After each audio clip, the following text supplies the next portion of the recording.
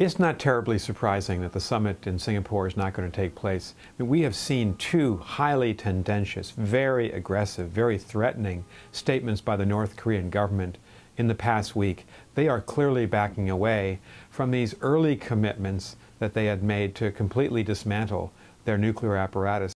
There's also been confusion on the American side. President Trump has had a more expansive view of what these talks could represent, but some of his advisors, most notably his National Security Advisor John Bolton, have been saying that the outcome has to be a Libya model.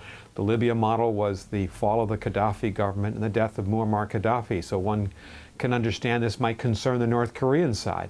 And finally, I think, you know, you've had this cacophony of voices, South Korean, Japanese, Chinese, American, North Korean voices. They're going to have to recreate these talks.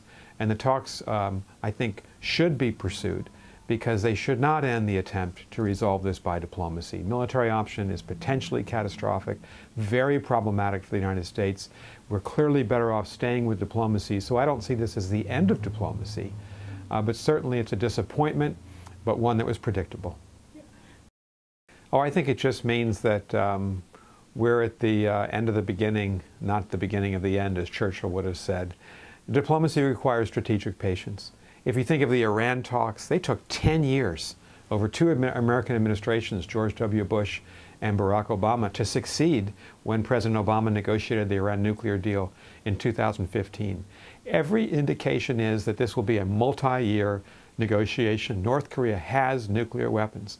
North Korea is determined not to give them up. On the other hand, the United States, and I think quite rightly, the United States is determined to see North Korea dismantle its nuclear weapons apparatus, all of it, as are the South Koreans, as are the Japanese, as is most of the rest of the world. And so the two sides are very far apart. Diplomacy is going to be lengthy, it's going to be frustrating, and so if you cancel one meeting, it's not the end of the story, but you do have to stay focused on that diplomatic path.